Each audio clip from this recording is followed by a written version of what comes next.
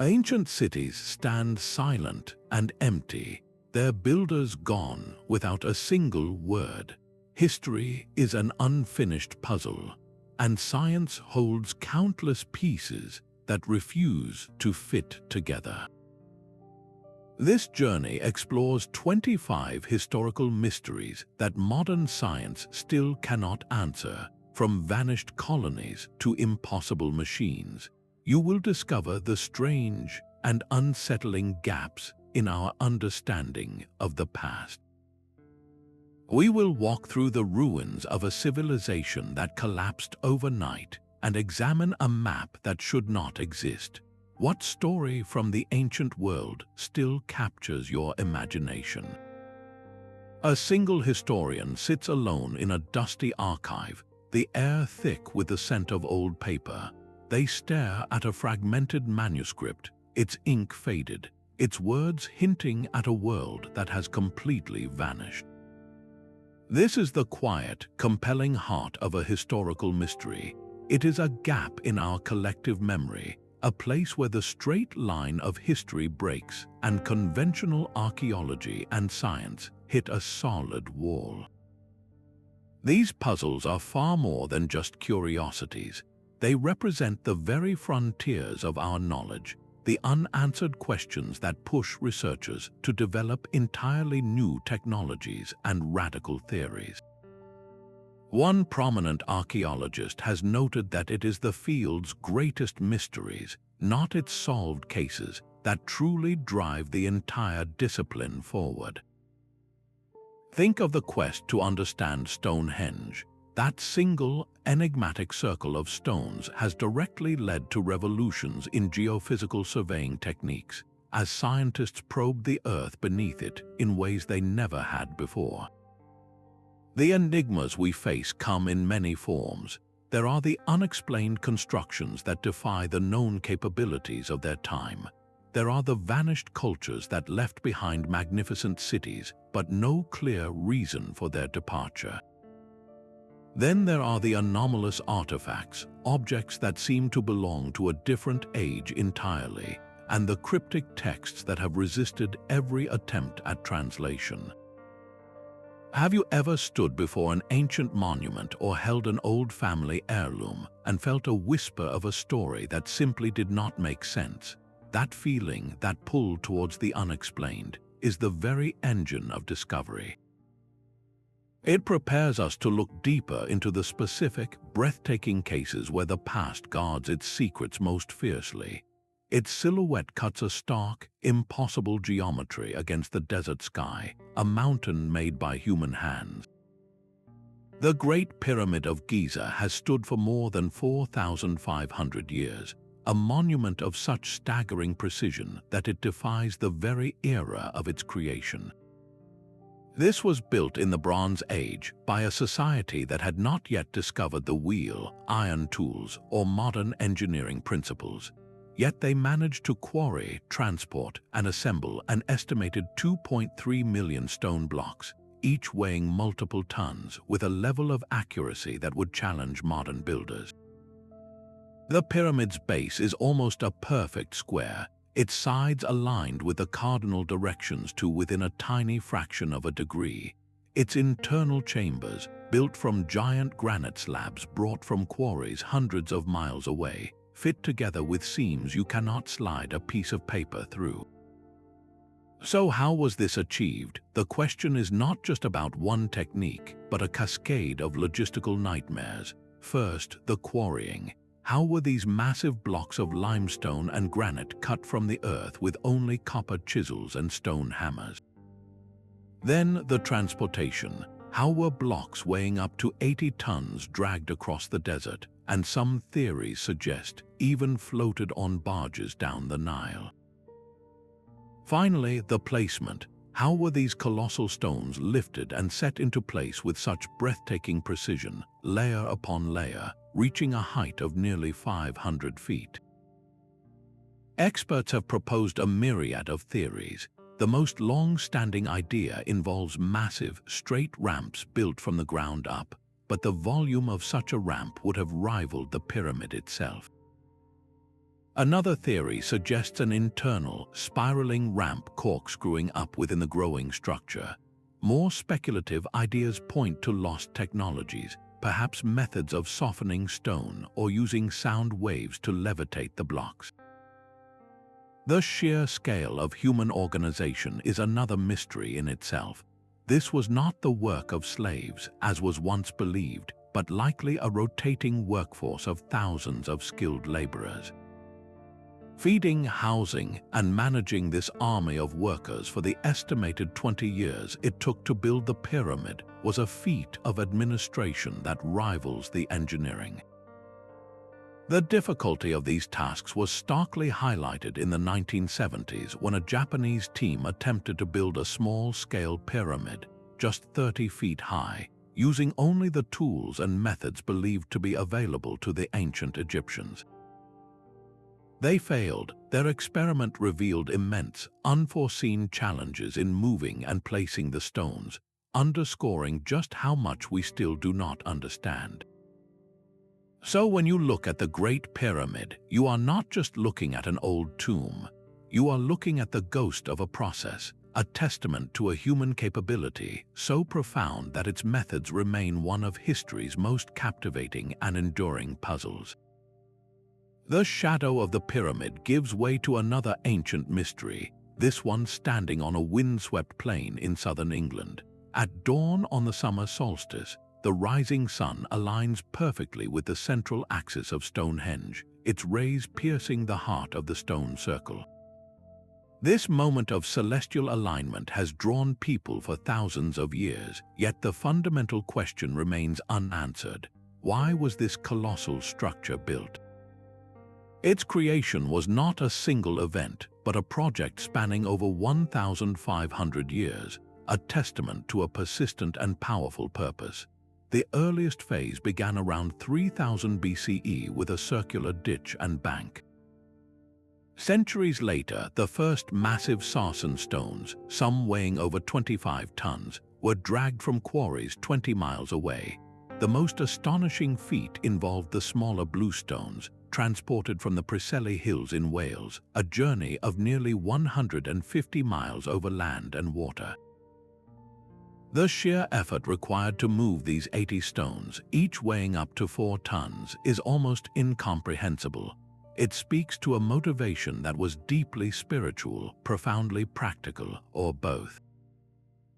One leading theory paints Stonehenge as a prehistoric astronomical observatory. Its alignment with the solstice sun is precise, and other stones and post holes appear to correspond with lunar and solar cycles. This was not just a calendar for planting crops, but likely a sacred clock for a society that saw the heavens and the earth as deeply connected. Another compelling idea suggests it was a temple of healing. The bluestones from Wales were believed to have curative properties, and archaeological evidence shows that many people buried in the area had signs of severe injury or illness, perhaps pilgrims seeking a miracle. A prominent archaeologist who has studied the site for decades notes that the absence of any contemporary written records forces us to read the landscape itself, and the landscape tells a complex story. The discovery of the Aubrey Holes, a ring of pits just inside the bank, revealed a grimmer function. These pits contained the cremated remains of dozens, perhaps hundreds, of individuals, indicating that Stonehenge served as a massive cremation cemetery for centuries. This evidence points to a site of the dead, a place of ancestor veneration and funerary rites. So was it an observatory, a hospital, or a cemetery? The most likely answer is that it was all of these things at different times or even simultaneously. Its meaning evolved with each generation that added to its structure. Could the true purpose of Stonehenge be that it had no single purpose, but was instead a multi-layered symbol, its significance as fluid as the society that built it? The stones keep their secret, reminding us that some ancient questions are too vast for a simple answer. Carved into a lone tree on a deserted shore, a single word was the only message left behind. Croatoan. In the late 16th century, 115 English men, women, and children vanished from the Roanoke Island settlement, leaving their homes undisturbed and this cryptic clue as their sole farewell. Governor John White had returned from a desperately delayed supply trip to England in 1590, only to find the colony utterly empty. His own granddaughter, Virginia Dare, the first English child born in the Americas, was among the missing. This disappearance became the foundational ghost story of early America, a chilling legend of a community that simply faded into the wilderness. The theories attempting to solve this cold case are as numerous as they are contested. The most persistent idea is assimilation. The word Croatoan was the name of a friendly Native American tribe living on what is now Hatteras Island. Did the starving colonists, after White failed to return for 3 long years, simply give up and integrate with this community? Ongoing archaeological digs on Hatteras have uncovered English artifacts from that era mixed with native objects, including a gold signet ring and parts of a gun barrel, suggesting some form of contact and coexistence. Other historians point to tree ring data from that period, which indicates a severe multi-year drought. This catastrophic environmental stress could have led to famine, pushing the colonists to seek help or relocate entirely. Another, darker theory suggests conflict. Tensions with other local tribes were high, and a violent attack could have wiped out the settlement. Yet, if there was a massacre, why were there no bodies, no signs of struggle? The settlement was simply abandoned, not destroyed. This points more toward a planned, if hurried, departure. Perhaps they attempted to sail to a safer location, only to be lost in a storm, their small vessel swallowed by the Atlantic.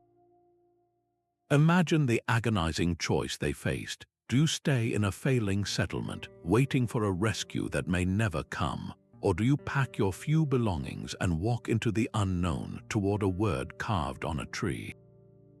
That single word, Croatoan, is not an answer, it is a question. It is the echo of 115 voices silenced by time, their ultimate fate an open wound in the story of a new world. Deep beneath the Mediterranean waves, a sponge diver's hand closed around a lump of encrusted bronze and rock in the wreck of an ancient Roman cargo ship. That moment in 1901, off the coast of the Greek island of Antikythera, unearthed an object so out of place it seemed to defy the linear progression of history itself. The lump was initially overlooked amidst statues and pottery, but decades later, when it cracked open, it revealed a complex clockwork of interlocking bronze gears, precisely cut and arranged in a way the ancient world was never supposed to know. This was the Antikythera Mechanism, a device from the 2nd century before Christ that functioned as the world's first known analog computer. Its purpose was not to perform simple arithmetic, but to model the cosmos. By turning a hand crank, an operator could predict the movements of the sun, the moon, and the planets against the fixed stars. It could forecast lunar and solar eclipses, and one of its dials even tracked the 4-year cycle of the Olympic Games. The sheer mechanical genius locked within this corroded box is staggering. Using advanced X-ray and surface imaging technology in the early 2000s, scientists finally peered inside without destroying the fragile fragments. They discovered a differential gear, a complex assembly previously believed to have been invented in the 16th century. This one component, an intricate arrangement of gears that calculates differences in rotational speed, was sitting at the bottom of the sea for 2,000 years. A leading historian of science described the mechanism as being more valuable than the Mona Lisa, not for its artistry, but for the radical way it rewrites our understanding of ancient Greek engineering. It proves that the theoretical knowledge of the heavens, championed by thinkers like Hipparchus, was translated into a physical, mechanical reality of breathtaking sophistication. This was not a toy. It was a serious scientific instrument, a portable planetarium that could calculate celestial events with remarkable accuracy. Its existence forces us to ask a haunting question. If this one device survived by pure chance in a shipwreck, what other masterpieces of ancient technology were lost to the corrosion of time, to war, or to the simple decay of materials? The Antikythera Mechanism is a solitary data point, a single, brilliant star in a technological dark age, hinting at an entire constellation of lost human knowledge. The quiet whir of a modern scanner passes over a page of vellum, revealing every delicate brushstroke of a plant that never existed. This is the Voynich Manuscript, a book that is at once beautiful and maddening. Its 240 pages are filled with illustrations of impossible flora, unclothed female figures bathing in strange green pools, and intricate astrological charts, all accompanied by a flowing, elegant script that has defied every attempt at translation for over a century. It is a locked door in the Library of History, and no one has found the key. We know it surfaced in the court of the Holy Roman Emperor Rudolf II in Prague around the late 16th century, who is said to have purchased it for 600 gold ducats. It eventually vanished, only to be rediscovered in 1912 by a Polish book dealer named Wilfred Voynich, from whom it takes its name. Today, it rests in a vault at the Baghdad Rare Book and Manuscript Library at Yale University, a puzzle that has consumed the world's greatest code-breaking minds. Teams from both World War II and later the American National Security Agency, the very experts who cracked enemy ciphers, have turned their analytical power on its pages. They all failed. The script shows a statistical structure similar to a real language, with patterns and word repetitions that suggest it is not gibberish, yet it corresponds to no known alphabet or cipher system. The illustrations deepen the mystery. The plants are fantastical composites with leaves, roots, and flowers that do not match any known botanical species. The so-called biological section depicts those nude women connected by tubes and channels to what look like intricate celestial organs. The astrological section shows familiar zodiac symbols but placed within complex, unfamiliar cosmological systems. One recent theory proposed it was a treatise on women's health, while another claimed it was a created language for a secret philosophical society. Every few years, a new claim of decipherment makes headlines, only to be systematically dismantled by other scholars who point out fatal flaws in the methodology. What if the solution is more intimate than a grand conspiracy or a lost language?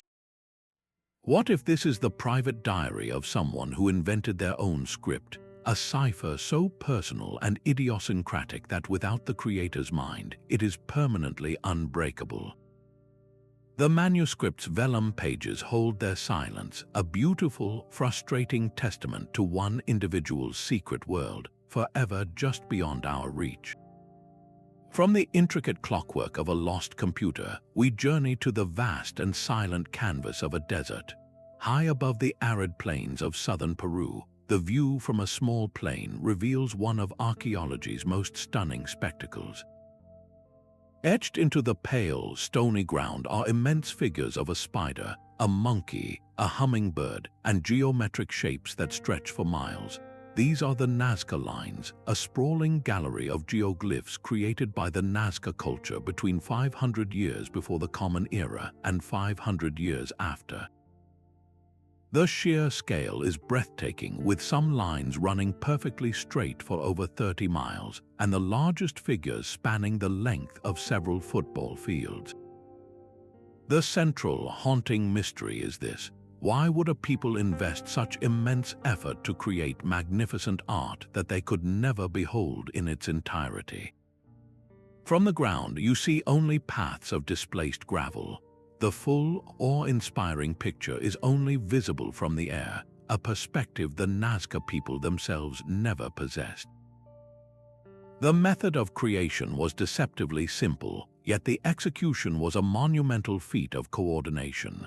The artists carefully removed the dark, sun-baked stones that littered the desert surface, piling them to the side to expose the lighter, sandy-colored soil beneath. This contrast created the lasting lines and shapes, but how did they plot out such precise, large-scale designs without the ability to look down and check their progress? Some researchers suggest they used simple grids and scaling techniques, transferring a small model to the grand landscape, one careful section at a time. The theories for their purpose are as vast as the drawings themselves. One long-standing idea posits they were a giant astronomical calendar.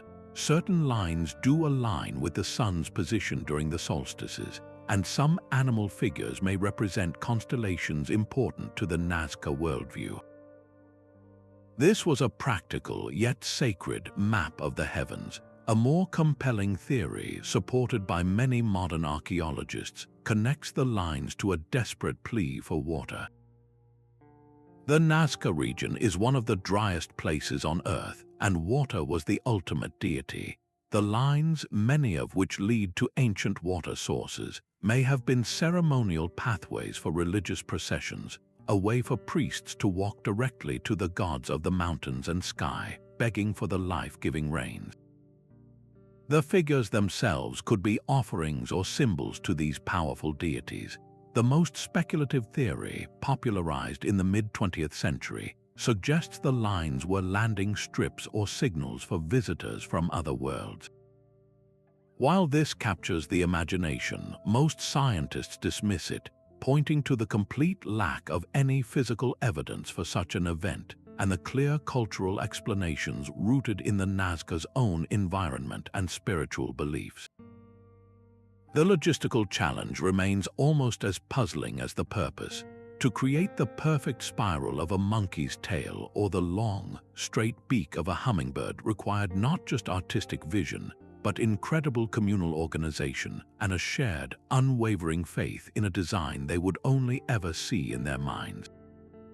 Were these lines a form of communication, not with each other but with the gods in the sky?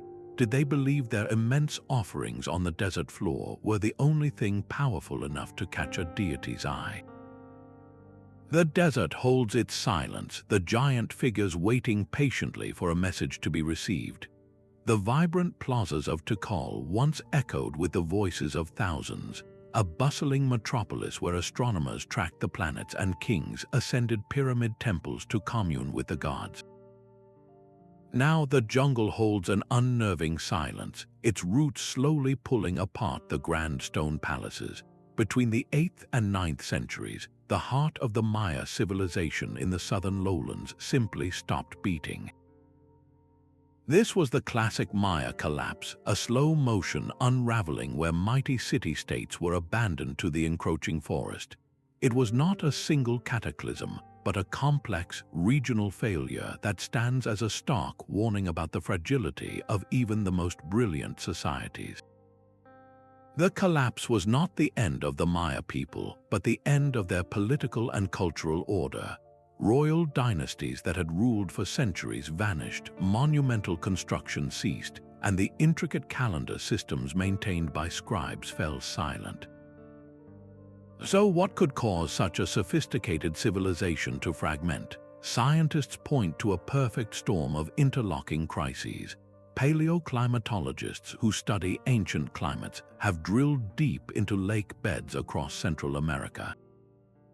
The sediment cores they retrieve act as a historical record, and they reveal evidence of a series of severe, multi-decade droughts that struck right at the time of the collapse. These were not just brief dry spells, but profound shifts that would have devastated maize agriculture and emptied vital reservoirs. Imagine the desperation as the rains failed year after year, as the water levels in city centers dropped, and the knowledge that the gods were not answering their prayers settled over the population. This environmental stress was amplified by intense social pressure. Cities had grown enormously, pushing up against the limits of their farmland. Deforestation to clear land for crops and to produce plaster for their buildings would have worsened the drought's effects, leading to catastrophic soil erosion. Warfare, once a ritualized affair to capture nobles for sacrifice, appears to have escalated into total war, fought over dwindling resources. In the final years of the great city of Kapon, we see chilling evidence of this internal chaos. The monuments celebrating royal power were systematically defaced and toppled, a deliberate destruction of the very ideology that held the society together. Was it a revolt against a ruling class that could no longer guarantee reign and prosperity? The collapse likely had no single villain. It was the tragic intersection of drought, overpopulation, political failure, and ecological mismanagement. Each stressor made the others worse, creating a downward spiral from which there was no recovery. The story of the Maya asks us a difficult question. In our own complex world, facing our own environmental and social challenges, what brittle threads hold our own civilizations together, and what would it take for them to snap? Inside a quiet museum storeroom in 1936, a curator carefully brushed the dust from a simple, unassuming clay jar. It was just one of many artifacts from the Parthian era, around 2,000 years old. But this jar was different. Inside, he found a sealed copper cylinder, and within that, an iron rod, all held in place by an asphalt plug. It looked for all the world like a primitive battery. This was the first of what would become known as the Baghdad Battery, and it would ignite a debate that still rages today. Could ancient people have harnessed electricity centuries before its official discovery? The construction is deceptively simple. A 5-inch tall terracotta pot acts as the container. Inside, a rolled copper sheet forms a cylinder, and a single iron rod stands suspended in its center, insulated from the copper by the asphalt stopper. If this jar were filled with an acidic liquid, something as common as vinegar or grape juice, it would create a chemical reaction.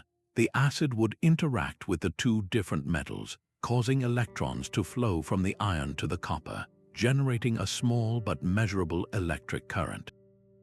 It is a basic galvanic cell in principle. To test the idea, engineers and experimental archaeologists have built numerous replicas. When filled with an electrolyte, these reproductions consistently produce a low voltage, around 1 to 2 volts. This is not enough to power a light bulb, but it is enough for a subtle, tangible effect. One engineer who successfully created a working model noted that the output, while small, is unmistakably electricity. The question is not whether the object could function as a battery, but whether that was its intended purpose. Skeptical archaeologists propose a far more mundane explanation. They suggest the jars were simply secure storage containers for valuable religious or magical scrolls, made of perishable materials like parchment or papyrus. The copper cylinder would have held the scroll, the iron rod might have been a decorative or structural element, and the asphalt seal would have kept the contents safe and dry. This is a perfectly logical, practical use for the objects, and it fits seamlessly with known archaeological practices of the time. The mystery deepens when we consider potential applications. If it was a battery, what was its use? The most popular theory involves electroplating. A small electric current could be used to deposit a thin layer of gold or silver onto a less valuable metal, a technique known from other ancient cultures. The problem is a complete lack of evidence. No electroplated artifacts from the Parthian period have been definitively linked to this technology. Other speculative uses range from a medical device for therapeutic shocks to a religious object used to create a mysterious tingle from a statue, enhancing a priest's power. So we are left with a compelling but unproven possibility. These quiet jars hold the potential to rewrite a chapter in the history of technology. If one of them was truly a battery, it stands as a stunning outlier, a spark of genius that apparently flickered and died without igniting a wider technological revolution. What other forgotten experiments, what other brief flashes of insight were lost simply because they were too far ahead of their time? A low mist clings to the damp earth of Brittany, shrouding an army of silent, grey sentinels. This is the Carnac alignments, a sprawling complex of over 3,000 prehistoric standing stones, arranged in eerily straight lines that march for miles across the French countryside. Erected around 4,500 years before the Common Era, this is one of the most extensive and orderly megalithic sites on Earth.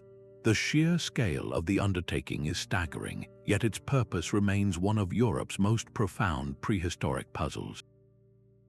Why would a Neolithic society expend such colossal effort to position these massive menhirs with such deliberate, almost regimented precision? The stones are organized into three major groups: Mainek, Camario, and Kaleskan, each a series of parallel rows that sometimes converge into great semicircular enclosures at their ends. Walking among them is a disorienting experience, the lines seeming to shift and realign with every step, creating a vast geometric maze etched into the landscape. The leading theory suggests this was a gigantic astronomical observatory. Certain key stones and alignments within the Camario section correspond with the rising and setting sun during the solstices, turning the entire plain into a cosmic calendar. It could have been a way to mark the seasons for agriculture or to predict celestial events that held deep spiritual meaning. Another compelling idea points to ancestor worship. The long, parallel rows might have served as ceremonial processional ways, leading to dolmens and burial mounds, connecting the world of the living with the realm of the dead. Local folklore offers a more mythical explanation, whispering that the stones are a Roman legion turned to stone by a Christian saint, but some researchers have wondered if this legend masks a more practical function. The granite these stones are made of is piezoelectric, meaning it can generate a small electrical charge under mechanical stress. Could the alignments have been an enormous, primitive earthquake detection system, with the stones subtly vibrating to signal distant seismic activity? Modern researchers are using geomagnetic surveys and drone mapping to look for hidden patterns and relationships between the stones that are invisible to the naked eye. They search for a logic that has been obscured by millennia. Could it have been a cosmic calendar on a landscape scale, a sacred space for the dead, or a tool for reading the tremors of the earth itself? The silent, stoic stones of Carnac guard their secret purpose. The brittle metal felt cold and alien among the soft, leathery pages of the other Dead Sea Scrolls. In 1952, archaeologists carefully unrolled this unique document, the only one made of copper, and found a message that was utterly unlike the religious texts surrounding it.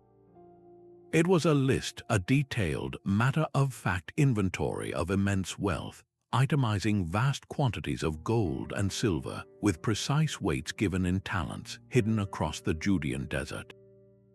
This was the copper scroll, and it transformed from a fragile artifact into a potential treasure map in an instant. The text, written in a form of Hebrew different from the other scrolls, describes 64 hiding places.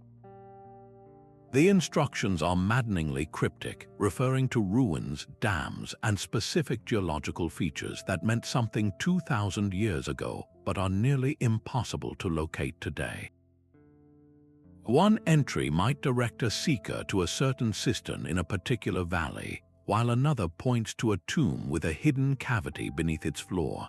The total tally of precious metal is staggering, amounting to tons of gold and silver, a hoard of almost mythical proportions. The central, burning question is whether this scroll documents a real, physical treasure, or if it is a work of religious fiction, perhaps describing a symbolic or spiritual bounty. Many biblical scholars lean toward the latter, suggesting the treasure could be metaphorical, or that it was looted from the temple in Jerusalem and hidden by zealots just before the Roman siege. If that were the case, the Romans, who were brutally efficient in their plunder, would have likely recovered it. Other experts, including a number of dedicated treasure hunters, passionately believe the treasure was real and that the scroll is a straightforward administrative record. They argue that the sheer, mundane detail of the list, with its specific weights and locations, argues against allegory. The primary challenge is the language of the landscape itself. The ancient place names, like the Valley of Achor or the Mount of the Pavilion, have shifted or been lost entirely over 2 millennia of erosion and human settlement. The measurements using units like the K are not standardized and their exact length is debated. Modern expeditions, armed with ground-penetrating radar and the scroll's text, have combed the suggested areas.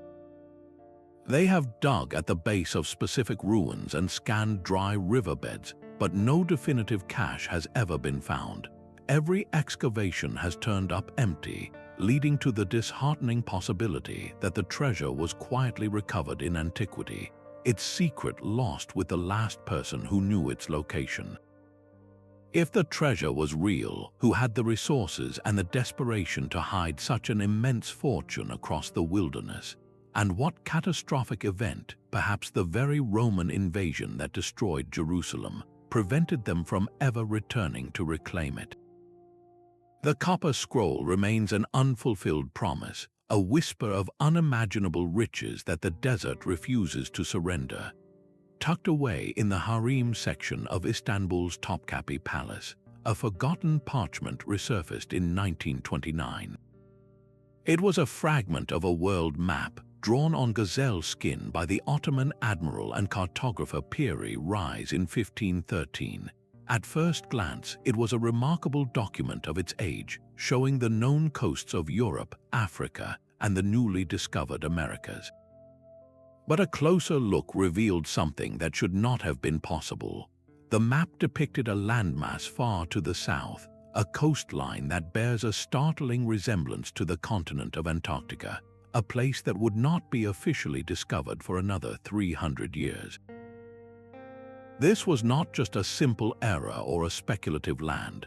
The map's annotations, written in Reis's own hand, state clearly that he did not invent this geography. He claims he compiled his work from 20 older source maps, some of which he says dated back to the Library of Alexandria from the time of Alexander the Great. So the mystery is not just what the map shows, but what lost knowledge it might be preserving.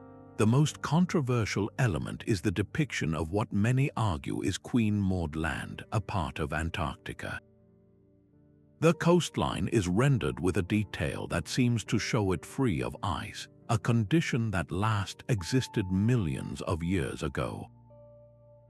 How could a 16th century admiral have access to charts of a continent buried under miles of ice? One school of thought, championed by historians like Charles Hapgood, argues that the Piri Reis Map is a copy of a copy, a surviving echo from an ancient, advanced seafaring civilization that possessed cartographic knowledge we thought was impossible. These hypothetical ancient mariners would have had to navigate the globe, mapping coastlines with a level of accuracy that rivals our own for centuries. Other experts, including many modern cartographers, offer a more cautious interpretation. They suggest the southern landmass is not Antarctica at all, but a distorted, composite representation of the southern tip of South America, perhaps merged with early sightings of places like the Falkland Islands or even the coast of Australia. They point out that the map's unique projection, a now lost Portolan chart style, can stretch and warp landmasses in ways that look unfamiliar to our modern eyes. When subjected to advanced mathematical analysis, the geometry of the map reveals both astonishing accuracy for its time and perplexing errors. One cartographer who has studied the projection extensively noted that its precision in some areas is matched by its wild inaccuracies in others, making it a frustrating and enigmatic document to analyze. The annotations themselves are the key to the puzzle. Piri Reis was a respected and experienced sailor, not a fantasist. His claim to have used source maps from antiquity forces us to ask a profound question. What ancient seafaring cultures, whose records are now dust, might have explored the southern oceans and glimpsed a frozen shore? The source of Piri Reis's geographical knowledge remains one of history's greatest cartographic enigmas, a ghostly outline on a piece of skin that hints at entire chapters of human exploration now lost to the deep. The water slowly receded, revealing a sight that would forever change a small Chinese village. In 1992, local farmers decided to pump out a series of stagnant ponds, believing them to be nothing more than deep pools. As the last of the water was drawn away, they did not find a natural pond bottom. Instead, they stood at the edge of a colossal, hand-carved grotto, a vast subterranean hall that had been hidden for centuries. This was the first of the Longyou Caves, a network of 24 artificial caverns meticulously excavated from solid sandstone. The sheer scale is almost impossible to grasp, covering an area of over 30,000 square meters. Each grotto is a monumental work of architecture, with soaring ceilings supported by massive, evenly spaced pillars, and every single surface covered in a uniform pattern of parallel chisel marks. The precision is breathtaking, a testament to a project of immense ambition and coordination that took place roughly 2,000 years ago. Yet not a single historical document, not one local legend, not even a fragment of pottery or an inscription on the wall mentions their construction. It is as if an army of workers descended, carved out a hidden world, and then vanished without a trace. Who commanded such a force, and for what possible purpose? Engineers who have studied the caves are astounded by the planning involved. The pillars are not merely decorative, they are critically placed to support the immense weight of the stone above, demonstrating a sophisticated understanding of structural load distribution. The volume of rock removed is staggering, estimated to be nearly 1 million cubic meters. Where did all that sandstone go? There are no vast spoil heaps in the surrounding countryside, adding another layer to the enigma. The theories proposed are as vast as the caverns themselves. Were they a secret imperial tomb complex, abandoned before they could be used? The complete lack of any burial goods or funerary decorations makes this unlikely. Could they have been a massive mining operation for some specific mineral? Again, no evidence of tool marks from extraction or any valuable resource has been found. Perhaps they were a hidden refuge for a royal court during a time of upheaval, or a grand ceremonial center for a forgotten religion. The silence is absolute. The most haunting feature is the deliberate, rhythmic pattern of chisel marks that cover every wall and ceiling. This was not a rough hewing, but a purposeful, aesthetic choice, a signature of the builders that we cannot read. What monumental project, what act of faith or power, required the removal of a small mountain of stone to create these vast, empty, and eerily silent halls? High in the Andes, the stone walls of Sacsayhuaman weave across the hillside above Cusco, their colossal zigzag form looking less like a man-made fortress and more like the teeth of a giant stone serpent. Built by the Inca, these ramparts are a masterpiece of megalithic engineering, composed of limestone blocks so immense that the largest are estimated to weigh over 100 tons. Yet it is not their size alone that baffles engineers and archaeologists today.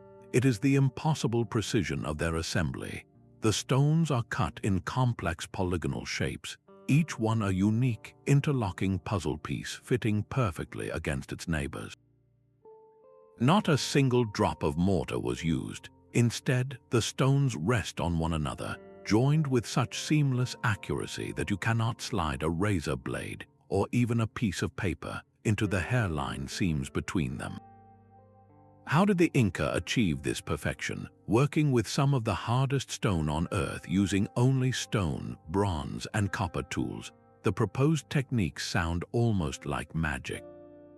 One theory suggests they used even harder stones like diorite to painstakingly pound and abrade the limestone blocks into shape, a process of incredible patience and skill that would have taken generations. Another, more speculative idea involves sonic levitation, the notion that sound frequencies could have been used to make the massive stones temporarily weightless for transport and placement.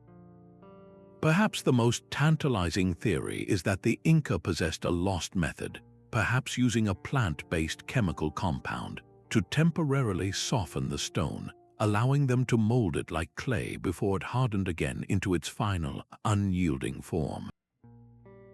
Modern stonemasons who visit the site express a profound respect that borders on disbelief. One master mason remarked that even with our diamond-tipped saws and computer-guided machinery, replicating this kind of polygonal masonry by hand would be a near impossible feat. The walls are not uniform. They display different styles of stonework, from the colossal, jigsaw-like blocks of the lower tiers to the smaller, more refined fitting of the upper levels. Some researchers believe these styles held symbolic meaning, representing different clans or social orders unified into a single, indestructible whole. This symbolic unity had a deeply practical purpose.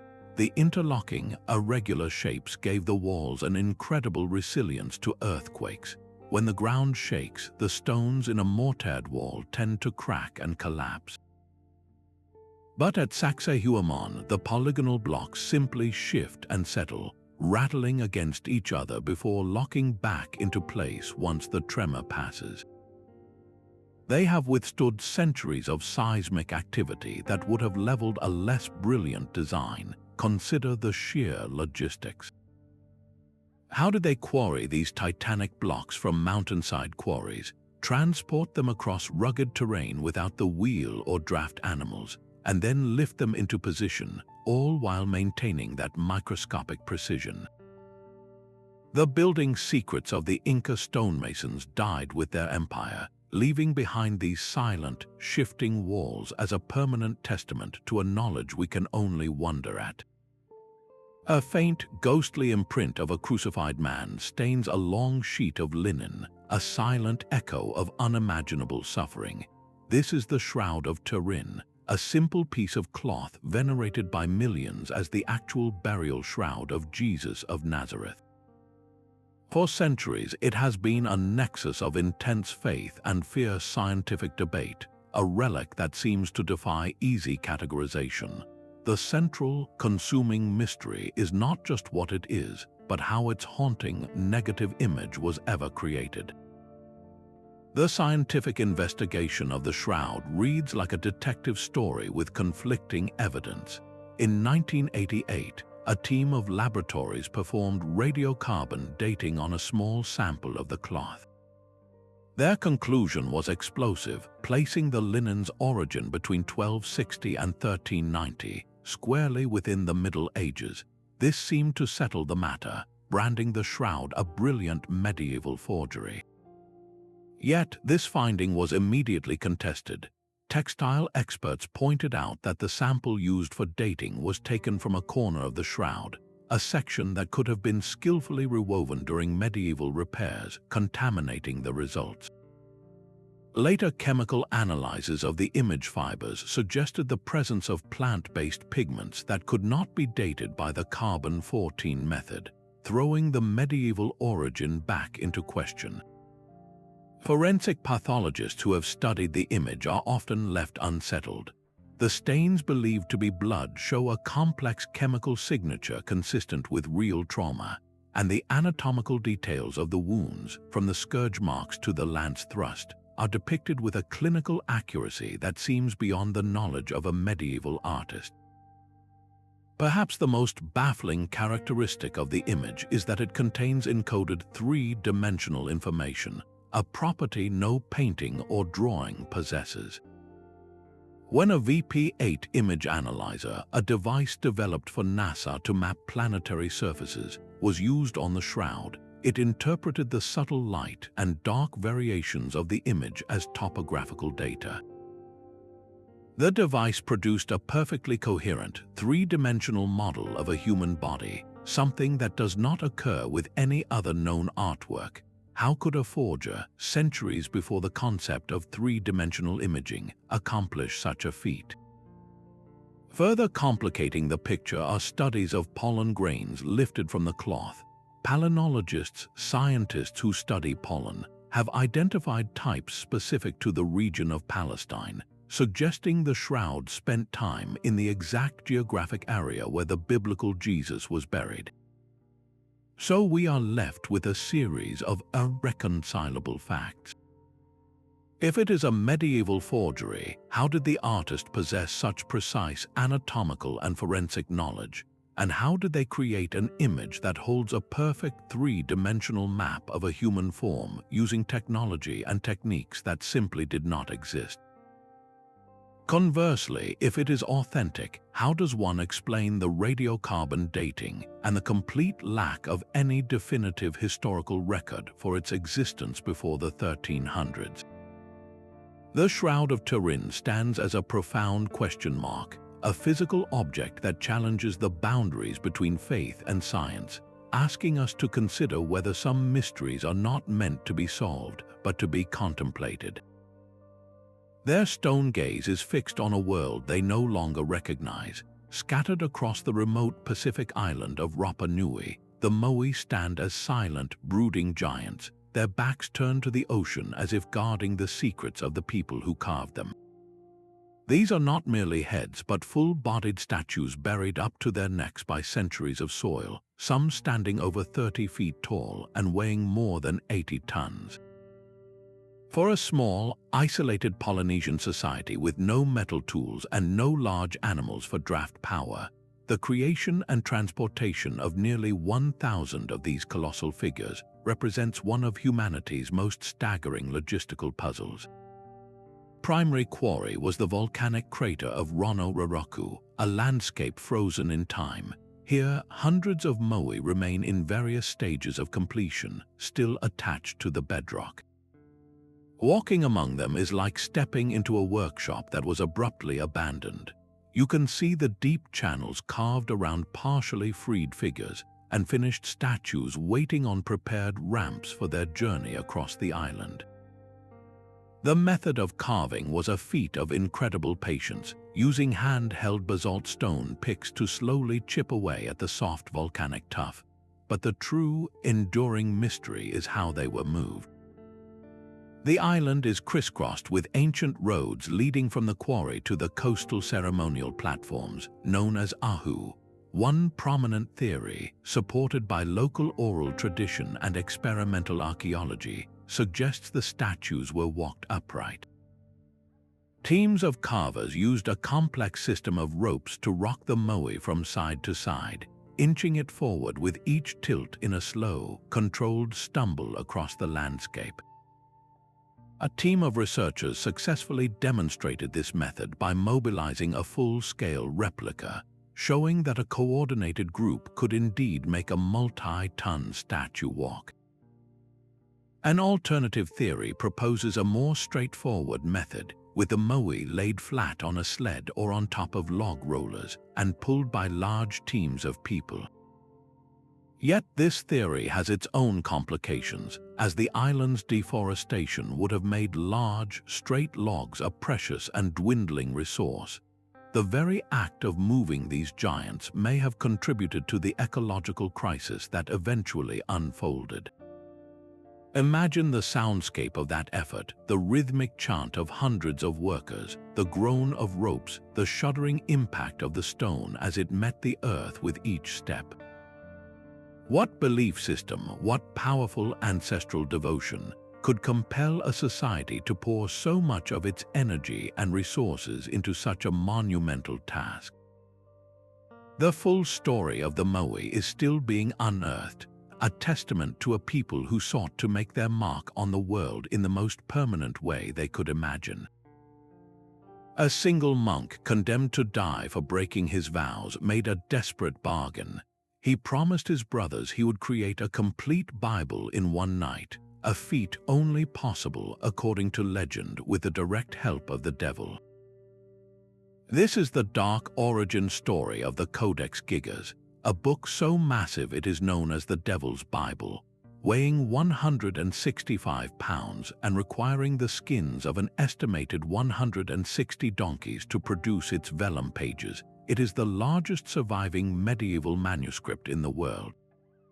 Its creation in a Bohemian monastery in the early 13th century is a mystery as immense as the book itself.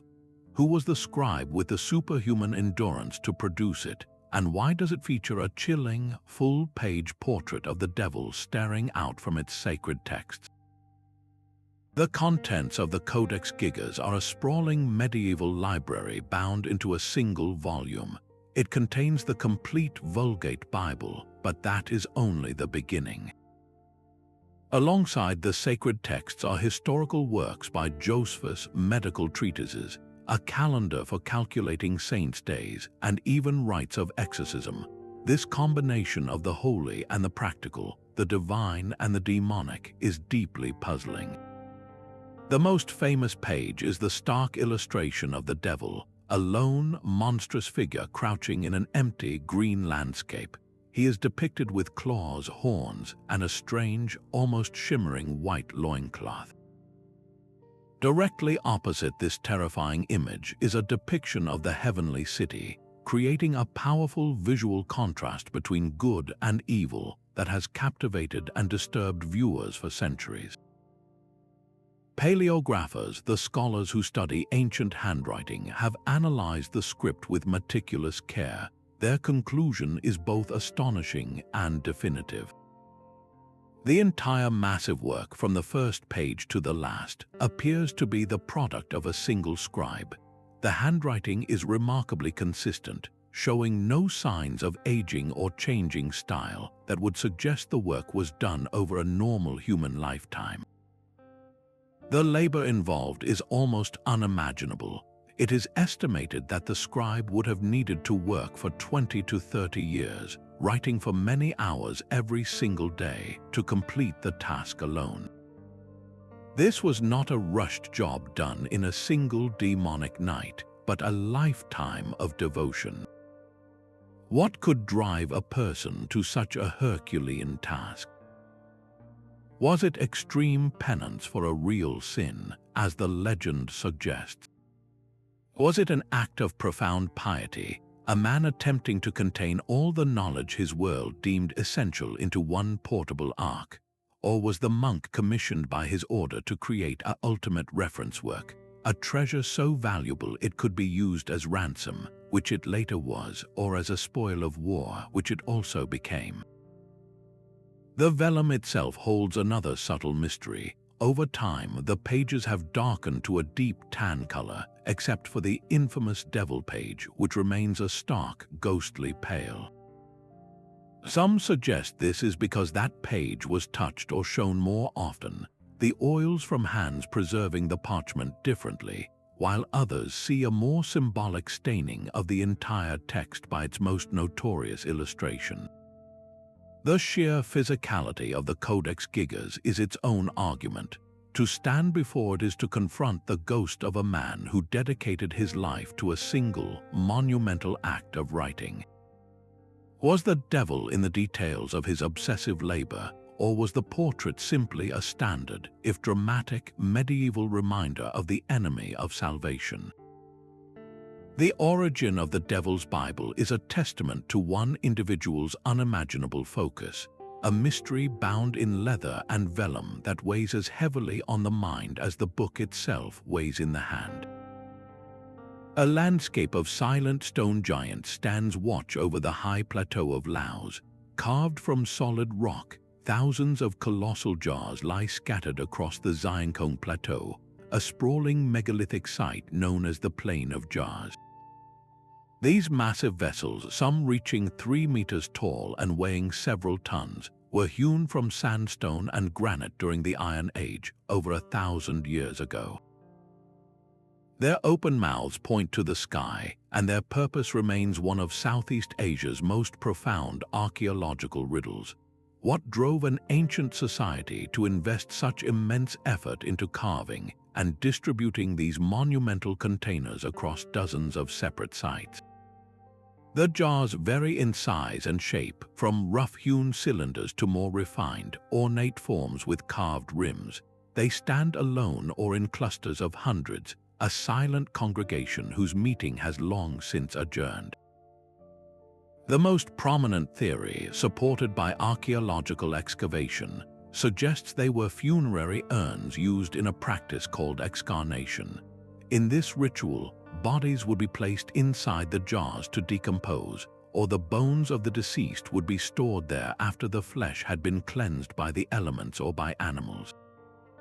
Archaeologists have indeed uncovered human remains, burial goods like beads and ceramics, and fragments of quartz stones placed around the jars, all pointing to a deep funerary connection.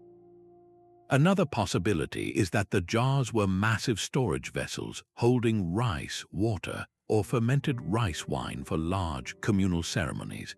Their placement along what might have been ancient trade routes could have made them territorial markers or supply points for traveling merchants. Local legends offer a more mythical explanation, whispering of a race of ancient giants who once inhabited this land and used the jars to brew alcohol for a great victory celebration. The very ground here complicates the search for answers. The Plain of Jars was heavily bombed during the Vietnam War, and vast areas remain contaminated with unexploded ordnance. This deadly legacy makes systematic archaeological survey a slow and dangerous process, locking away secrets behind a very real modern-day threat.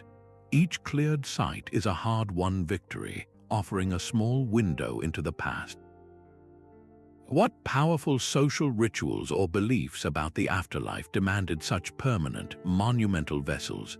The jars do not hold their contents anymore, but they hold a question, a testament to a culture that sought to make its mark on the landscape in the most enduring way they knew. Their silent, desiccated features tell a story that geography says should be impossible. In the parched, salty sands of China's Taklamakan Desert, archaeologists made a discovery that rewrote the early history of human movement, the Tarim Mummies. These are not the deliberately prepared mummies of Egypt, but bodies preserved naturally by the desert's extreme aridity and alkaline soil.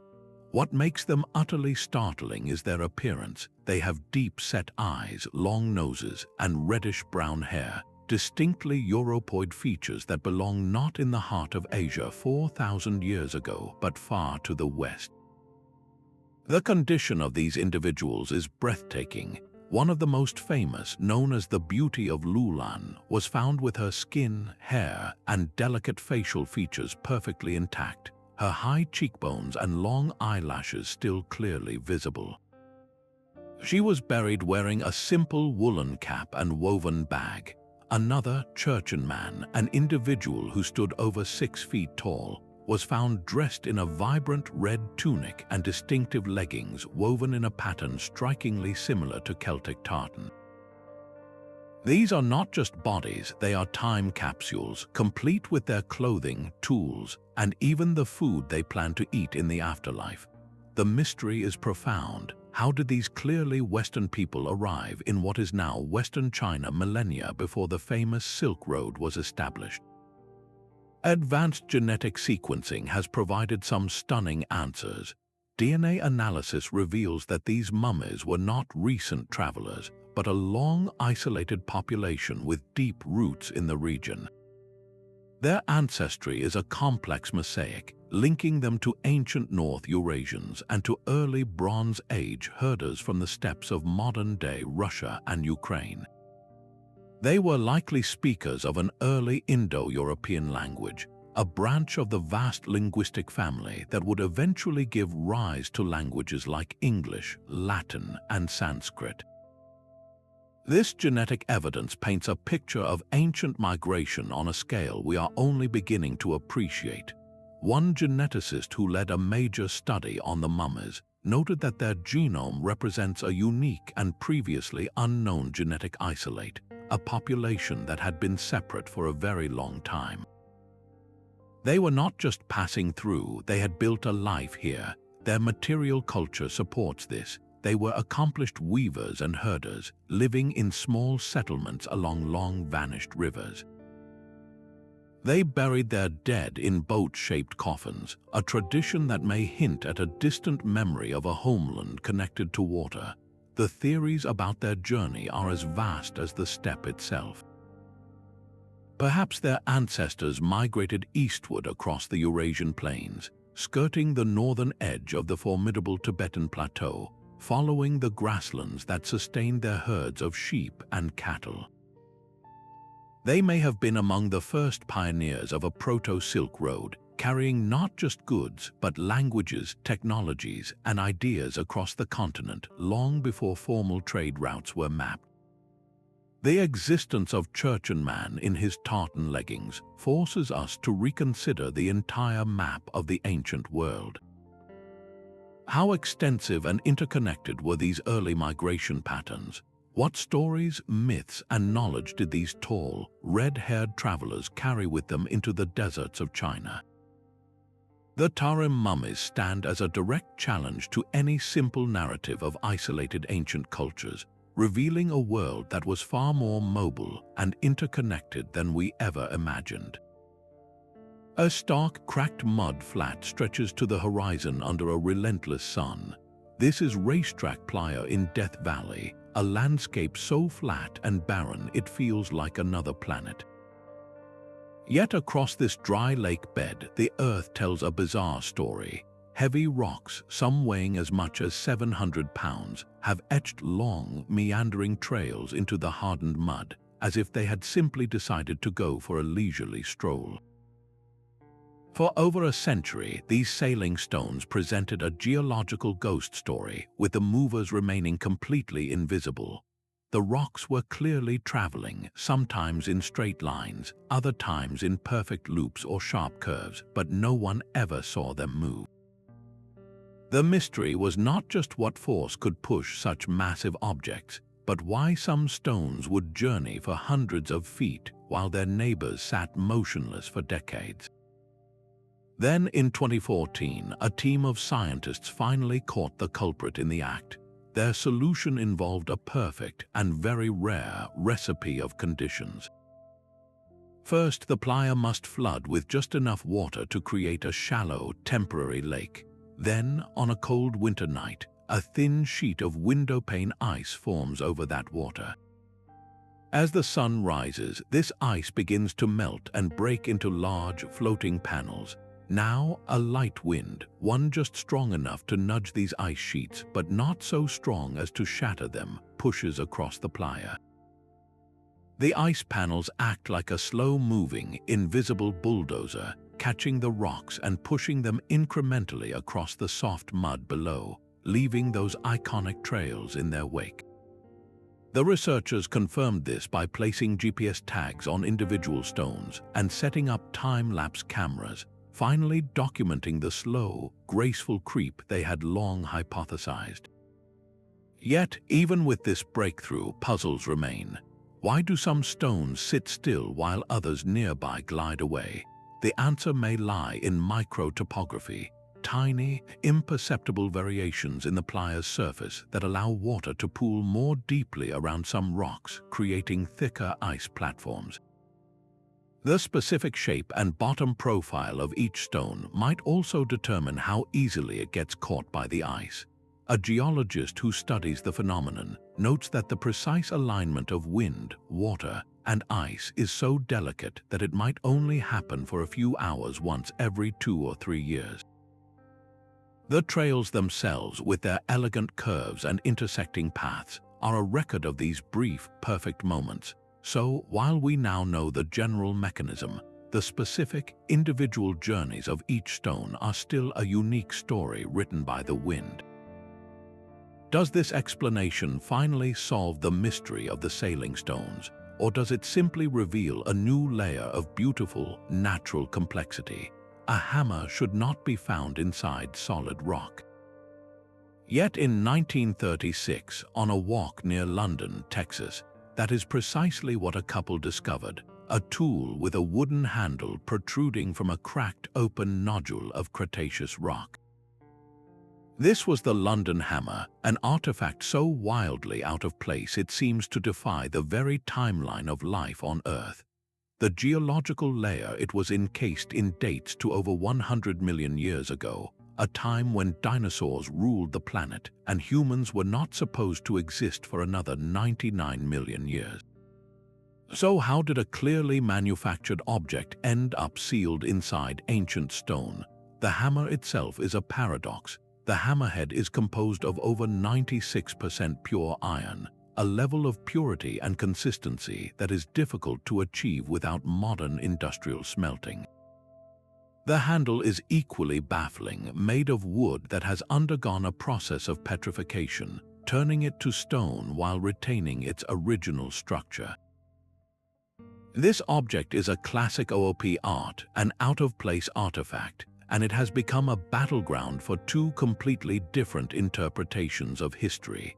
On one side, creationist researchers point to the hammer as physical proof that conventional geology is wrong, that the rock layers are not millions of years old, and that humans coexisted with dinosaurs. They highlight the advanced metallurgy, arguing that the iron shows no signs of bubbles or impurities, suggesting a sophisticated, unknown forging technique.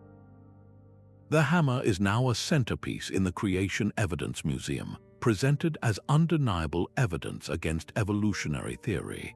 On the other side, mainstream geologists offer a different, more gradual explanation. They propose the hammer is a relatively modern tool, perhaps from the 19th century, that fell into a creek or was lost. Over time, dissolved minerals in the water, like calcium carbonate, began to precipitate around it, forming a hard, rock-like concretion. Concretions can form surprisingly quickly, encasing objects in a matter of decades, not millennia. The apparent age of the surrounding rock, they argue, is an illusion, a testament to the power of mineral accretion. A metallurgist who analyzed the hammer noted that while the iron is pure, its specific composition does not definitively prove an ancient origin, leaving the door open for both interpretations. So we are left with a fundamental question that goes beyond this single object. How do we distinguish a genuine historical anomaly from an explainable geological oddity? The London hammer forces us to confront our own methods. Do we dismiss it because it does not fit the established model, or do we allow it to challenge our deepest assumptions about the past? It remains a heavy, silent weight on the scales of scientific debate. The walls of the Hathor temple at Dendera glow with a strange and specific scene. A massive, elongated object shaped like a teardrop is held aloft by a pillar. Inside, a serpent extends along its length, its head touching one end, while a cable-like cord runs from its base to a small box where a priest stands. To modern eyes, this 2,000-year-old Egyptian relief looks uncannily like a giant, functioning light bulb. This is the so-called Dendera Light, and it has become a flashpoint in a fierce debate over the limits of ancient knowledge. The mainstream Egyptological interpretation is deeply symbolic. Experts explain that the object is not a bulb but a lotus flower, a sacred symbol of creation. The serpent inside represents the sun god's journey through the dark underworld each night, being born anew from the lotus at dawn. The entire scene is a visual myth, illustrating the cycle of death and rebirth, with the pillar representing the primordial mound from which all life sprang. The cable is interpreted as a stylized lotus stem or a ritual snake, and the box is a jed pillar, a symbol of stability. For proponents of alternative history, however, the relief is a literal blueprint. They argue the depiction shows a Crookes tube, an early type of electrical light bulb, or perhaps an arc lamp. They point to the precise details, the way the filament snake is held in place by support brackets, and how the cable connects to an energy source, suggesting the ancient Egyptians possessed a form of electrical illumination. This theory asks how the builders of the pyramids could have painted and carved deep within pitch-black tombs and temples without soot from torches or lamps, which is conspicuously absent in many chambers. Yet, for all its visual appeal, the electrical theory faces a formidable obstacle: the complete absence of physical evidence. No such bulbs, no wires, no batteries, and no generators have ever been found in any Egyptian excavation. If this technology existed, its entire material infrastructure has vanished without a trace. The debate forces us to confront a fundamental question about how we view the past. Are we projecting our own modern world onto ancient art, seeing light bulbs where the artist saw only divine serpents and sacred flowers? Or are these carvings a rare glimpse of a technology so advanced and so specialized that it was lost, leaving only a cryptic drawing as its sole memorial? The stone at Dendera offers no easy answers, its meaning forever shaped by the light we choose to shine upon it. The hills of Visoko present a smooth, angular symmetry that seems to defy the random chaos of nature. Amateur archaeologist Semir Osmanagic looked upon this landscape and saw not a series of natural formations, but the largest and oldest pyramids in the world, constructed by a lost civilization over 12,000 years ago.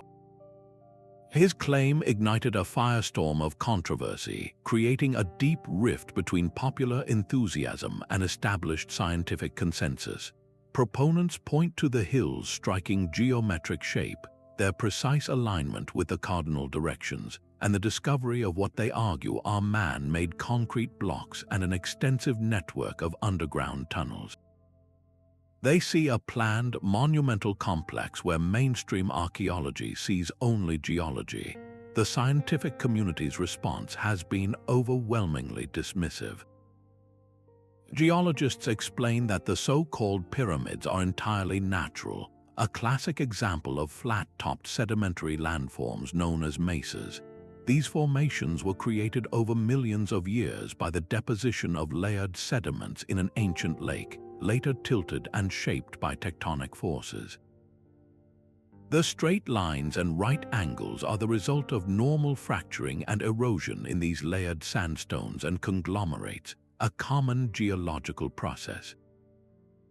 The supposed concrete blocks are a natural conglomerate rock, and the tunnels are likely natural fissures or old mine workings from medieval times.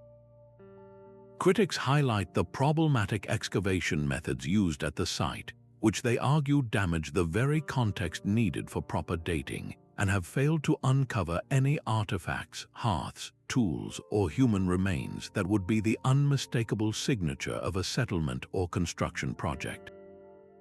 The radiocarbon dates that have been published by the pyramid proponents are widely criticized for dating organic material within the soil, which only tells when that soil was formed, not when the hill itself was built. So why does this theory persist with such fervor, despite a near-universal lack of peer-reviewed support? It taps into a powerful human desire to uncover a hidden, monumental past, to find evidence of advanced ancestors that rewrites our history books. It offers a tangible connection to a grand narrative that feels more exciting than the slow, meticulous work of academic geology. What is more compelling, a random hill shaped by impersonal forces over eons, or the ghost of a forgotten super-civilization? The mystery of the Bosnian Pyramids is not an archaeological one for most scientists, but a profound lesson in how belief can shape our perception of the landscape itself. Granite slabs stood silent in a Georgia field, a modern monolith with a message for the ages. Erected in 1980, the Georgia Guidestones were a 20-foot tall puzzle, inscribed with 10 directives for humanity in 8 modern languages and 4 ancient scripts. The patron was a mystery from the start, a well-dressed man using the pseudonym R.C. Christian who paid for the entire project in cash and vanished after giving his instructions. His true identity and the group he represented have never been uncovered, despite decades of investigation by journalists and curious locals. The guidelines themselves are stark and ambitious. They call for maintaining humanity under 500 million people in perpetual balance with nature, for guiding reproduction wisely, and for seeking harmony with the infinite. Some saw this as a benevolent, if drastic, blueprint for a sustainable future, a set of principles to rebuild civilization after a potential collapse. Others interpreted the words as something far more sinister, a New Age manifesto for population control or even a globalist plot. The structure was not just a message board, it was a precise astronomical instrument. One stone featured a slot that channeled the light of the noon sun to illuminate the current date, while a hole in the overhead capstone was drilled to always frame the North Star, connecting its earthly advice to the cosmos. The mystery only deepened in 2022 when the monument was severely damaged in an explosion and then partially demolished, erasing a physical piece of the riddle. Investigators who had spent years trying to unmask R.C. Christian found their quest permanently closed. Were the Guidestones a gift from a far-sighted benefactor or a warning from someone with a darker vision for humanity? The creators' true intent, like their names, is now buried with them. The ocean floor holds its own silent cities.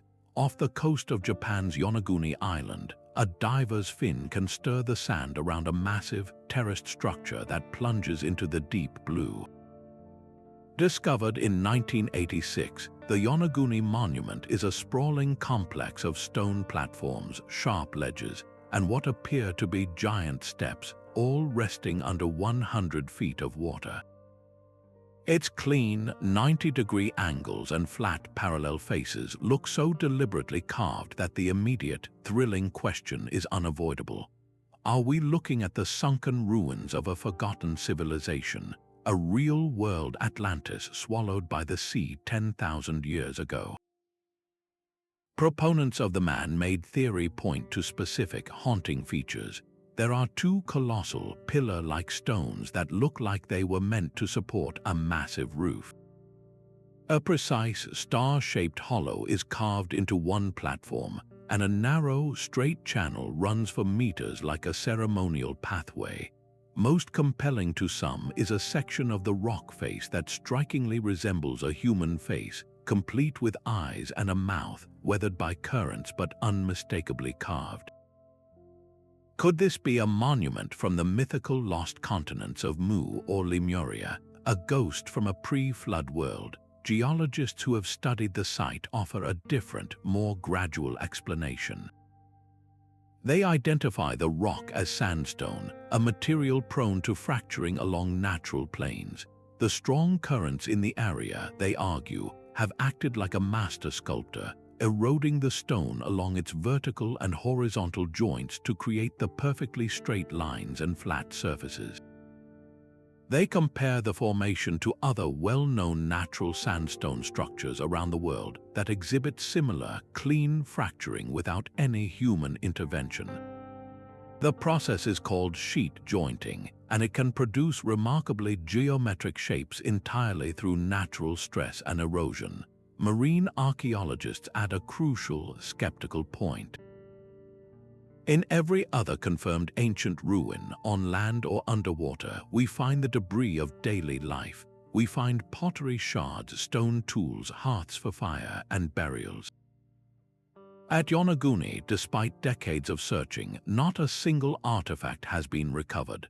No tools, no pottery, no evidence of human habitation exists to link this structure to a human builder.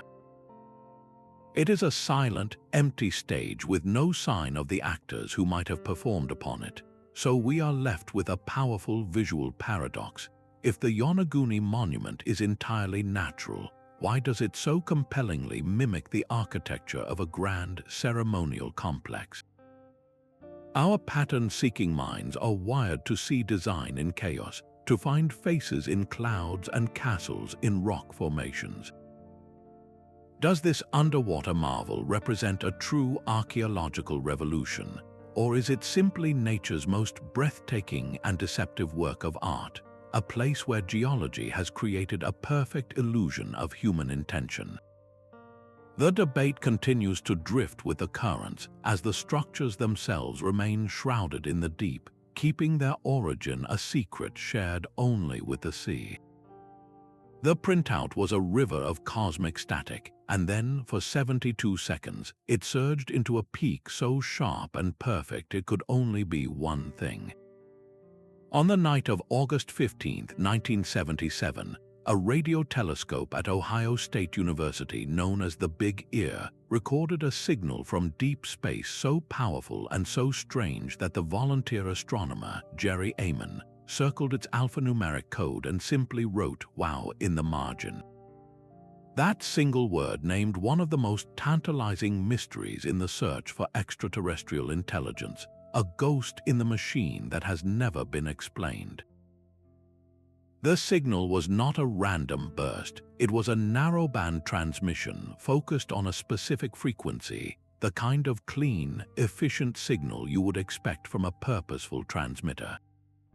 It came from the direction of the constellation Sagittarius, grew to immense strength, and then faded away, never to be heard again. For decades, scientists have pointed their dishes at that same patch of sky, listening for a repeat, but the cosmos has offered only silence. The very characteristics that made the WOW signal so compelling are what make its disappearance so puzzling. It was incredibly strong, far more powerful than the background noise of the universe. It was unduplicated, a singular event in the vast catalogue of radio astronomy, and it fit the predicted profile of an interstellar beacon, a signal designed to stand out against the natural radio chorus of the galaxy.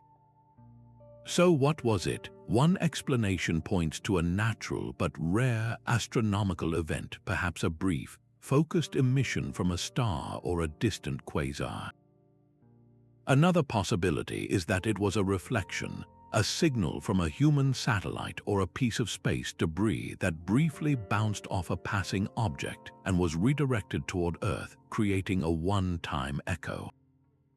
And then there is the profound possibility, the one that fuels the mission of SETI, the search for extraterrestrial intelligence. Was it a message, a cosmic hello that lasted just long enough to be noticed before the transmitter turned away or was shut off? Scientists working to sift artificial signals from natural noise face a monumental task. The universe is filled with pulsars, stellar flares, and other phenomena that can mimic an intelligent broadcast. The WOW signal, however, fit the criteria for an artificial origin almost perfectly. Its frequency was within the quiet zone of the radio spectrum, a logical place to send a message. It was narrow, meaning it carried little wasted energy, and its intensity followed a pattern consistent with a fixed source being scanned by the rotating Earth. A recent, controversial theory attempted to solve the mystery by suggesting the signal came from a passing comet, its hydrogen cloud emitting a powerful radio burst. This idea was largely dismissed by the broader scientific community, as comets are well-known radio sources, and the specific comets proposed were not in the right location at the time. The explanation did not fit the data. The WOW signal endures as a singular event, a data point that refuses to be erased. It stands as a reminder of how vast the cosmos is, and how brief our opportunities to listen might be. Was it a message from another star system, a flare from a dying star, or a glitch we simply cannot reproduce? Perhaps it was a cosmic hello we were never meant to understand, a whisper from the dark that reached out just once, leaving us forever wondering what or who might have been on the other end. These separate mysteries begin to weave a single, haunting tapestry when you step back from the isolated details. A grand pattern emerges from the silent stones and empty cities, pointing not to random anomalies, but to profound, recurring questions that echo across time and continents. We see a persistent theme of lost technologies, from the Antikythera Mechanism's gears to the potential of the Baghdad Battery, where brilliant innovations seem to have flickered and vanished without igniting a wider revolution. We confront the inherent limits of archaeology itself, where the absence of written records forces us to interpret silent stones and cryptic artifacts, leaving us to wonder if we are correctly reading the intentions of cultures that saw the world through a completely different lens. And we see a universal human drive to create monuments that defy time, from the pyramids of Giza to the Moai of Easter Island, a deep-seated urge to etch our existence onto the landscape in the most permanent way possible. These puzzles rarely belong to a single field of study. They demand a holistic approach, forcing astronomers to read ancient stones, geologists to debate with archaeologists, and physicists to analyze the properties of millennia-old concrete. An expert in the history of science notes that it is precisely these stubborn, cross-disciplinary enigmas that drive innovation, pushing us to develop new tools like ground-penetrating radar and advanced genetic sequencing in a relentless effort to find answers. The collapse of the classic Maya, driven by drought and social strain, mirrors the story of Easter Island, where a society may have depleted its very environment to erect its iconic statues. These parallel tales reveal a chilling pattern about sustainability and the brittle threads that hold complex societies together. Do these enduring gaps in our knowledge point to entire civilizations whose stories have been erased? Or do they reflect universal human behaviors, our shared impulses for glory, for the divine, and for remembrance? These mysteries are not just about the past, they are a mirror held up to our own time, reflecting our deepest anxieties about knowledge lost and our relentless desire to find meaning in the silent witnesses left behind.